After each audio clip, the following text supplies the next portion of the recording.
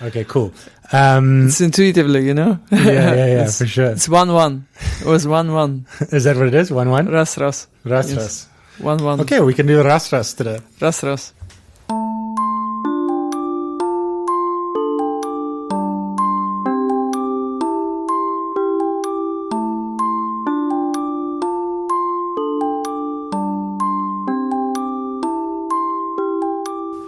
Welcome to Blindspot. I'm Steve Reardon. Today I'm very happy to welcome my guest, Elizaveta Osetinskaya. Yes? Perfect. Yeah. Oh, made it. You accomplished. Okay, we're going with Liza from now on. Yes, so it's much easier. Liza was until May 2016 chief editor of RBC Media Holdings, Russia's leading privately owned media company. She and two other senior editors were abruptly fired a few weeks after RBC was the only major Russian news outlet to cover the Panama Papers revelation that a Russian businessman with ties to President Vladimir Putin had funneled billions of dollars through offshore accounts. Before joining RBC, she was the editor-in-chief of Forbes Russia, considered by many to be the only independent and reliable business magazine in Russia. Liza, welcome to Blindspot. Yeah, thank you. Yeah. So there is a little exaggeration there. There's a little what? Exaggeration. Exaggeration? Yeah, because RBC was not the only media that published Panama Papers in Russia, but the most remarkable media and the largest outlet. And that was the reason of our troubles, because we were the coverage was so outstanding and so large scaled. And it achieved a lot of people in Russia. And probably that was the point. The comment was you were a victim of your own success. Yeah, exactly. It was kind of... So talk this through for a Western audience. You publish the Panama Papers. It is in theory an independent media outlet.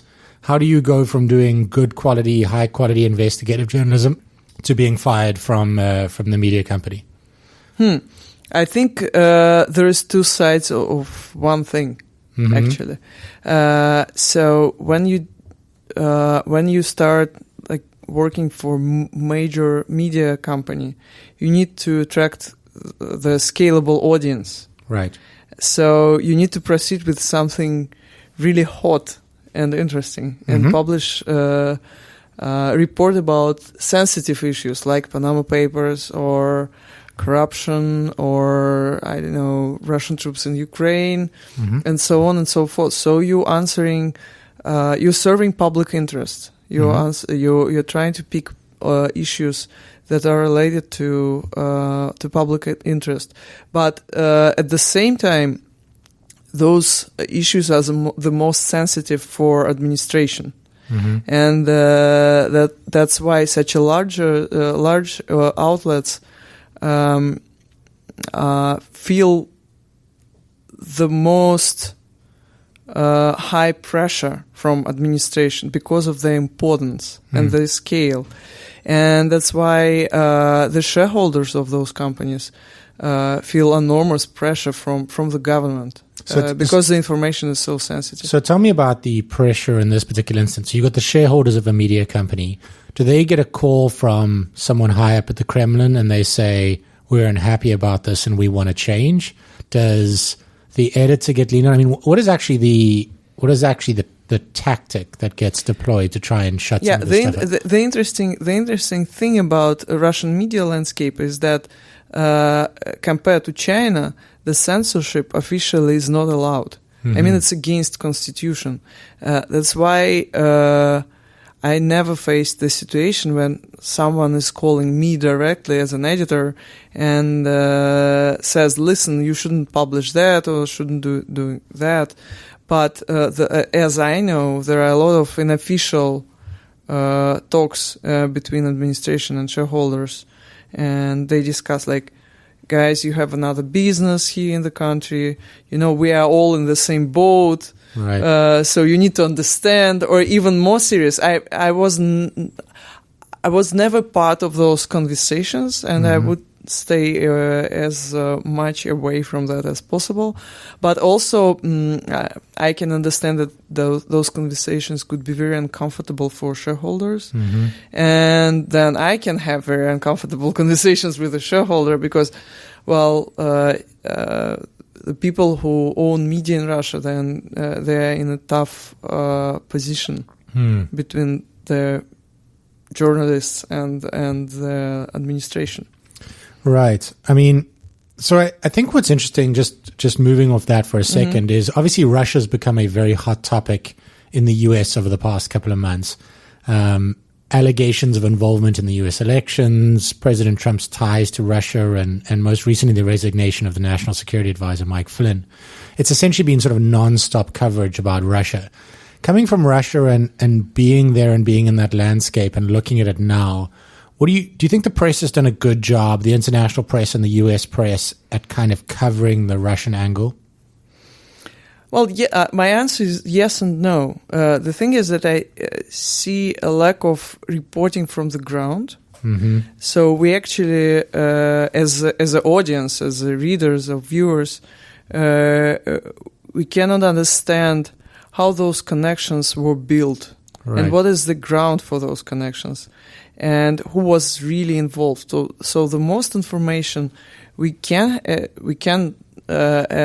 approach, we can understand, is that we got some information from sources here in Washington or New York, and most part of reporting is relied on those American sources. Mm-hmm. But what I probably would love to know, and also what is field of my expertise, is to understand what was the ground from Russian side and how those connections were built in history. I mean, that's a very interesting angle and focus. Yeah, I mean, I would actually love to leave this nice Stanford campus for a moment and go directly back to Russia and investigate how those connections were born, and what were the circumstances. Is that a dangerous job? I don't think so. Actually, I think Russia is a complicated country for sure. It's complicated for free press and free reporting, but I also think that the image of Russia as a terrible place for journalists, it's a little exaggerated and a little bit superficial, because I know hundreds of really qualified journalists who struggle to do their job. So if they do exist, tell me how could that happen, that they were born and trained and found their jobs and made their reporting.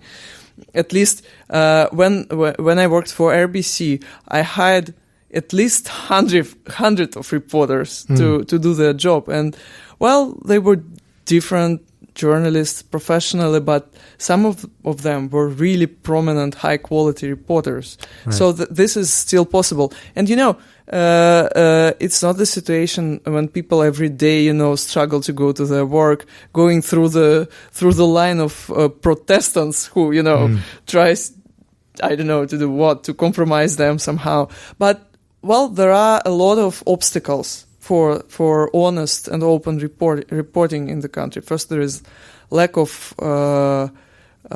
resources, databases, open information, also sources and trust within society, and a lot of biases against liberal and balanced journalism too. As you can understand, but I think now we can see that this is kind of international problem for reporting journalists all around the world. Right. But well, there are also. I don't want to say that Russia is so easy. Everything is fine. I mean, my predecessor on Forbes Russia magazine editor position was murdered on the steps on our office, And that was a terrible crime, and it's still it is not solved. So no one is punished for that crime. Also, we know a lot of other cases, and people disappeared in Chechnya, and there are cases of abusement against journalists and so on and so forth. But also, I believe there is still space for honest and quality reporting in the country. It's very interesting. So, I mean, I want to dive straight into the...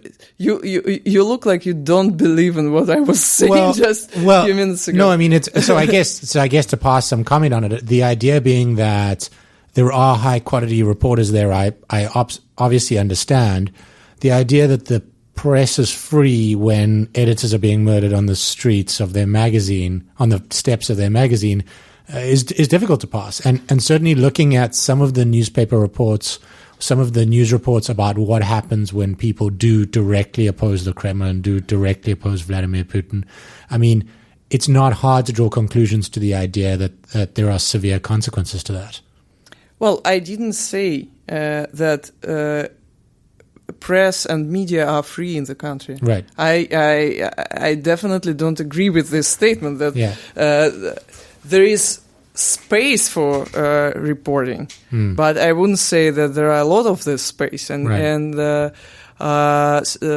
be honest, and frankly speaking, after what's happened with RBC, that was very clear signal that you guys should stay away from certain topics, like, for example, president family, or be very, very, very cautious when you report about someone's offshore companies. And everything what is related to the name of the president, Putin, is kind of dangerous and very sensitive. And also there are other sensitive issues in Russia that I just mentioned before. It's Chechnya. And everything what's related to Chechnya, I would be very, very, very cautious on that. And also the state of media landscape is actually poor nowadays, because there are some insights, like Western media almost left country because of the law that government actually sent to parliament, and parliament agreed that the ownership of the foreign companies is restricted by 20%. So no one wants just to leave the rest of the profit. And like media companies that came to Russia, Financial Times and Wall Street Journal, for example, and Axel Springer, they came there for money, for making business there. If they should leave 80% of their business, why should they work there? And also, of course, this decreased like a level of independency, because other shareholders and owners of media are under, I mean, generally speaking, under Kremlin control. I mean, there is certainly options how to control them. That's a problem, but still, I mean, I would not undermine the role of independent journalists who try to do their best. No, of course. Under those conditions. Totally understand that. So, I mean, that's fascinating. We can definitely loop back to that.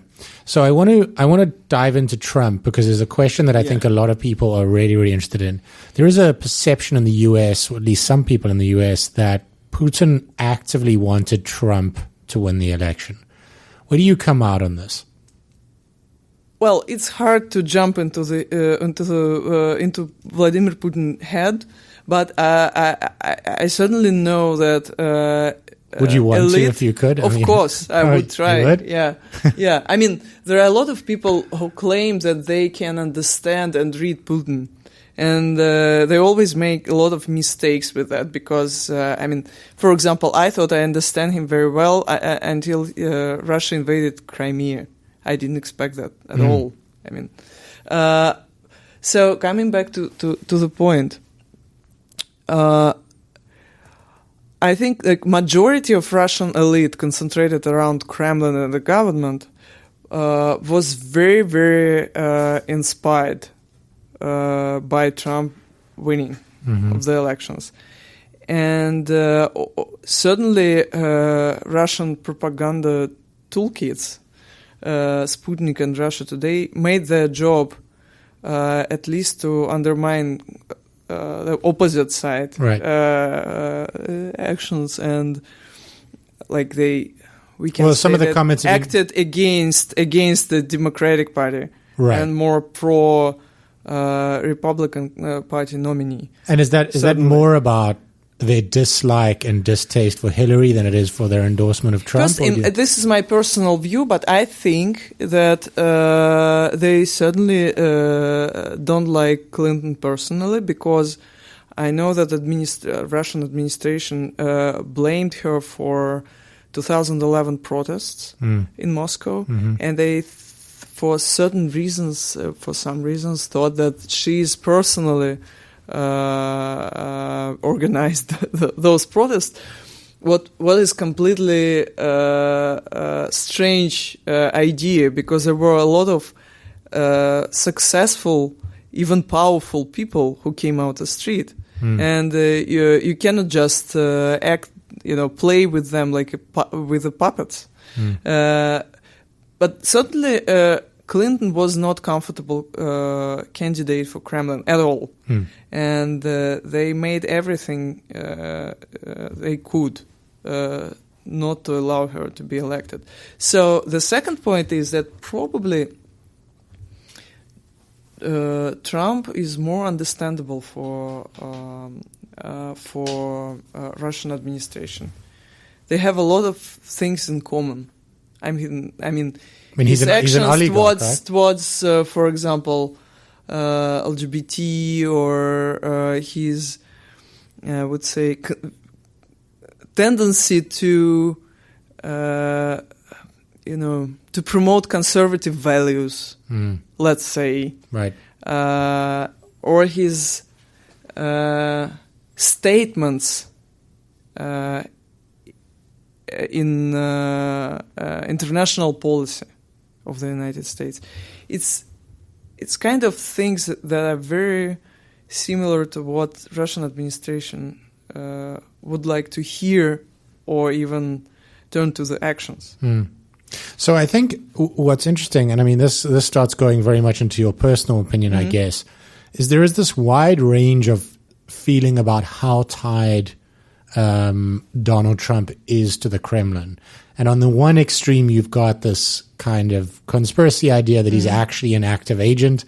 In the middle, you have something that the FSB or someone has some incriminating evidence over him. He has financial ties to the country. And on the and on the other extreme, I guess, is just this general affinity, as in, he reminds them of oligarchs and people that they're used to doing business with, and he's someone they can do business with more than Hillary Clinton. I guess, where are you on that spectrum? Well, first I have to say Russian secret services are very experienced in compromising people. Right. So the consequences for any person depends on how this person is smart in his or her behavior, because we had an enormous amount of stories about this politician from liberal spectrum, or that politician or liberal journalist who was compromised, and pictured and video with him appeared on TV with a negative connotation or compromising situation, and so on and so forth. So, keeping in touch with Russian, services, you always have to be aware of this danger and just behave smartly. Right. That's the first.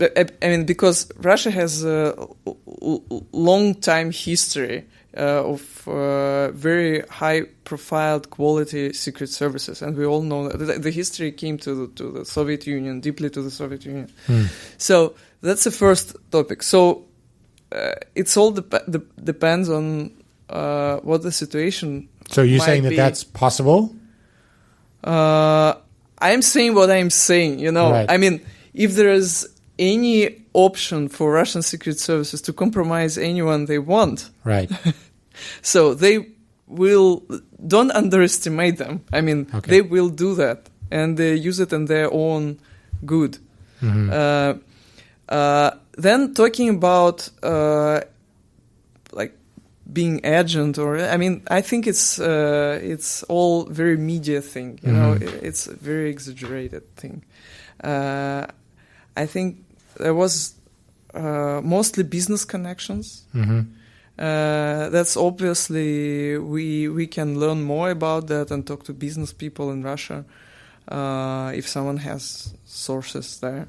I mean, it's a clear path how to know that. But I don't believe in this conspiracy. I mean, I don't believe in any conspiracy theory because if you have simpler explanation, I would start with simpler explanation first and then move to any conspiracy. But of course, I would love to know how former national security advisor, how he came to this Russia Today dinner and who invited him from Russian side, you know, right. and who was responsible on Russian side for that. And that's certainly another area of investigation that I would proceed with. Yeah, it's really interesting question. Well, and then we can understand more about people around president. Who were involved in connections with Russia. What is behind those connections? I mean, there are certain explanations for that. And we always need to know what's happened in real life. I mean, that's my question as a journalist. I would love to know what's happened there and how those connections were built. For me, as a journalist, it's very, very, very interesting.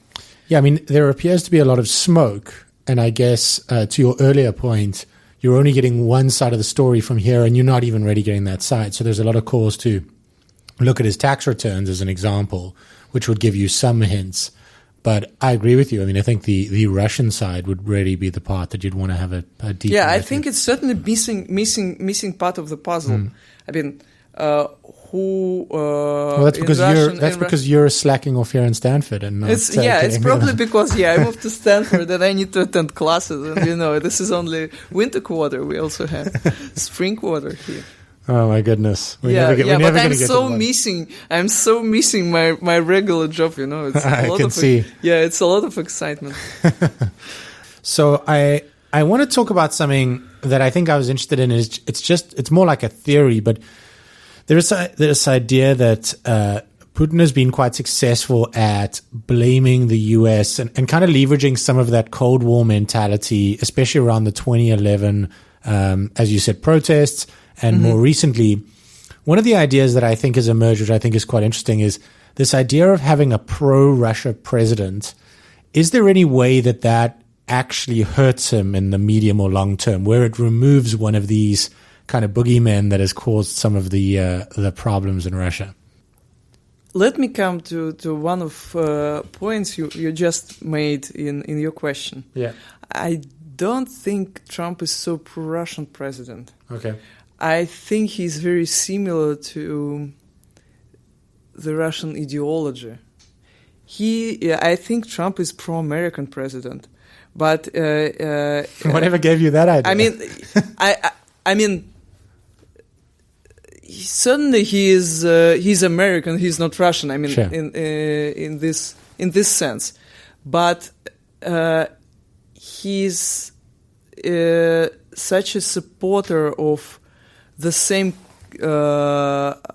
ideology of being conservative, staying with these conservative values, whatever that means, because everyone can exploitate this term, in every direction, and every direction is possible. But so I think the winning part for Russia here is actually they found the strongest supporter of their way of development in the world, as they could find in the world as a whole. Who is now staying on behalf of liberal values in the world? Let's say, who is protecting democracy in the world? What world leader would you associate with those values?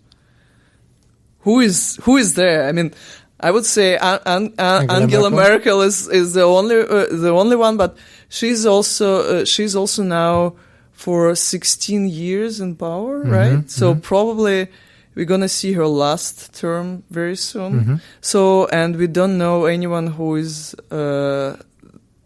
the same qualified for doing this job. I mean, around in the world, right? So, in my view, this is the toughest issue now on the agenda. I mean, like before, we always had American president who was the strongest defender of certain values in the world, and now we don't have him or her. So this is the most winning position for Putin. Of course, there might be certain, contacts or agreements. I don't know. I mean, we need, as a journalist, I would dive deeper in this and learn more about that.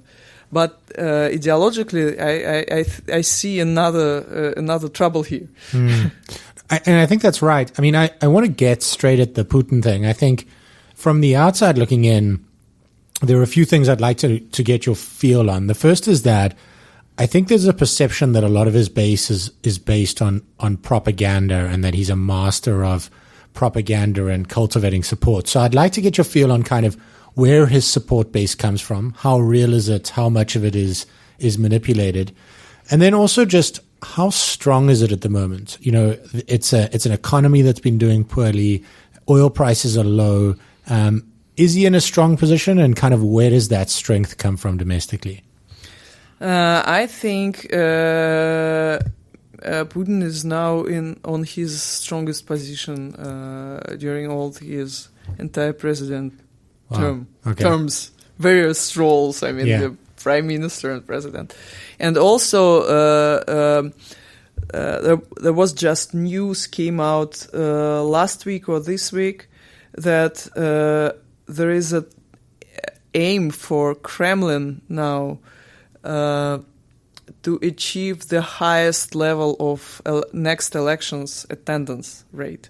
Right. So they want maximum number of people to vote for Putin in 2018. That's why they need probably more than 50% of population to come to the elections. And then they want to have 60-70% of votes. That's about his level of support now.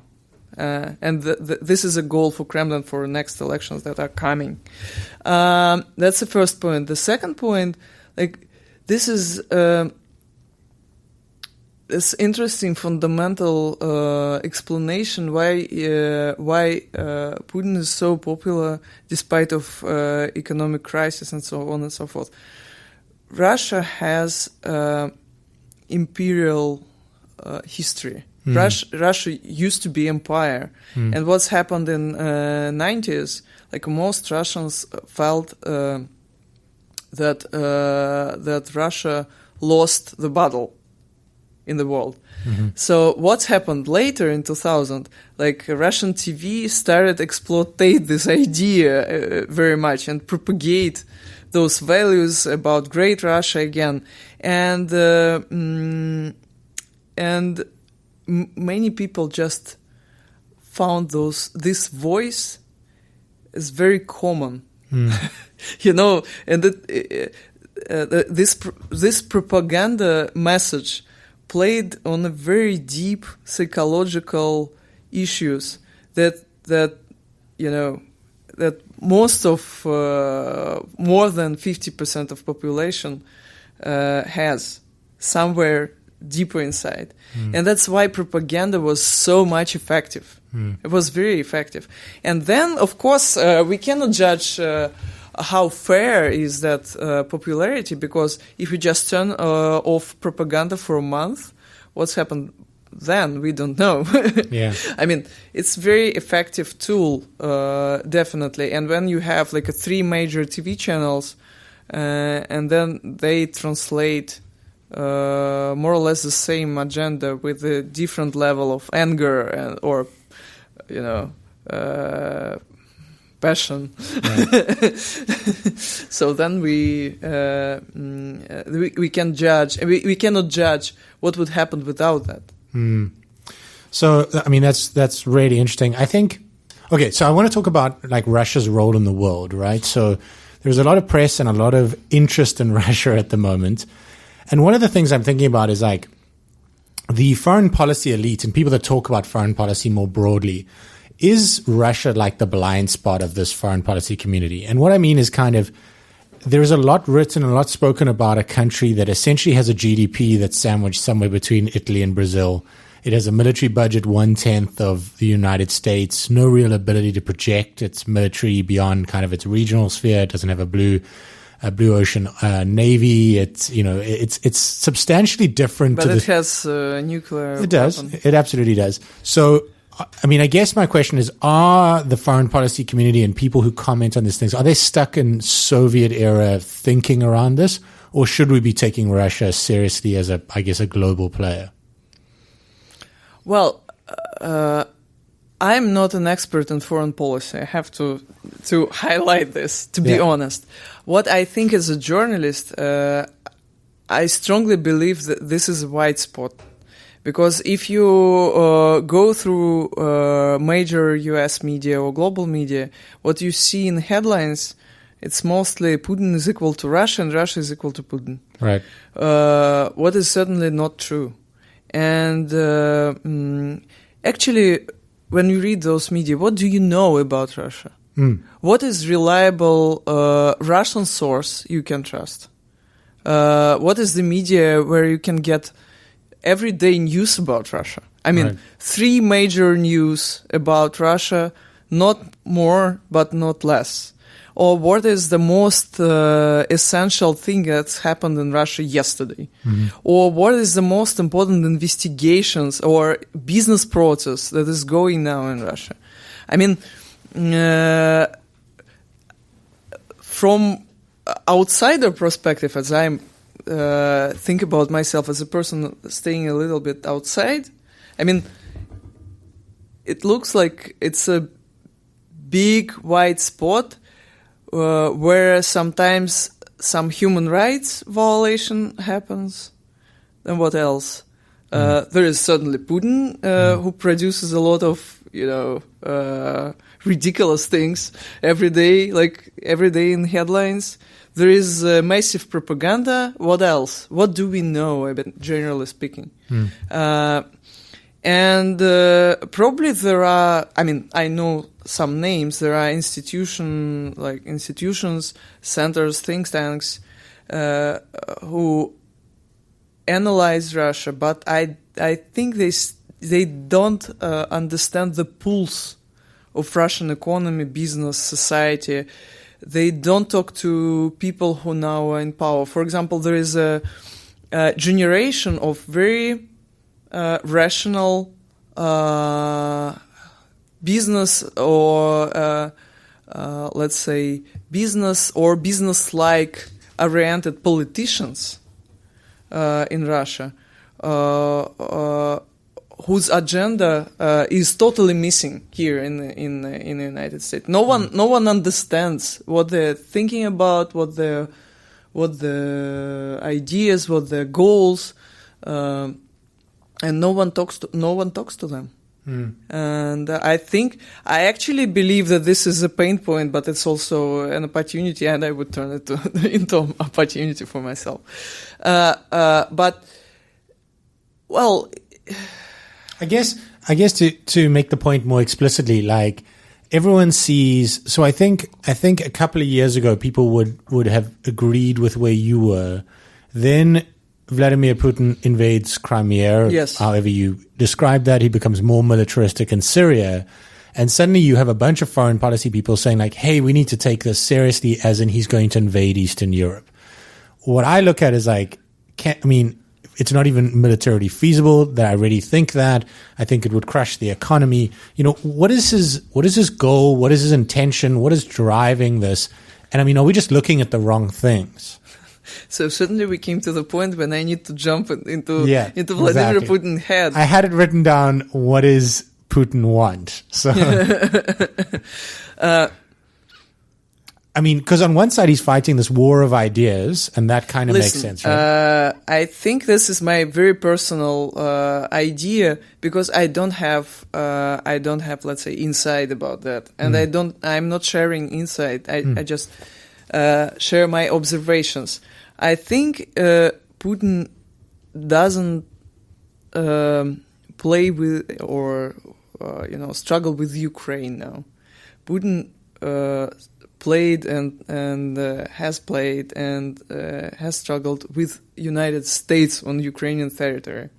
That was the whole idea behind making troubles in eastern Ukraine. It was not just the game against Petro Poroshenko or someone else, or even Merkel, because I've heard such wording like, there is a whole bunch of FBI or CIA people in Ukrainian defense ministry, so we need to protect ourselves. That was an idea. I mean, that was driving, and it is driving Putin nowadays. And also, as I told you, this idea that Hillary Clinton was behind the protests that happened in Moscow. It also pushed Russian administration to defend the borders. And I think I'm not judging, is it true or not? Is it sufficient or what is all about? And I don't persuade you to believe in these ideas, I mean, and to share these ideas. But it's certainly not a perception that, I just want to take Lithuania or, Crimea and so on and so forth. This is strategic play game with America, I guess. Right. Yeah, I mean, that's really interesting. So I think, obviously, we're running out of time a little bit, but one of the things, just to close out, is there's been a lot of talk about how Vladimir Putin exits, or will he exit? Does he find a successor? And some talk about the idea that he can't, actually, that he's embroiled in so many financial dealings that it would be difficult to do that. On a domestic front, is there a path out of this for Vladimir Putin? You need to understand one thing. When Vladimir Putin started to be a president, he was just first time elected. I was 22. Well, you only look like 26 now, so that was... yes, thank you, but now I'm 40, almost 40. So at the end of his second term, I don't know how to call that, second serial of terms, I'll be 47. Even for me, it's hard to understand how Russia will survive without Vladimir. I'm kidding. So I think there might be some options. Option number one is Vladimir Putin could theoretically move to the government, and or he could move to the parliament and be a chairman of the parliament, and the role of the president could be a little bit changed in the constitution. It might be. I mean, this is plausible scenario.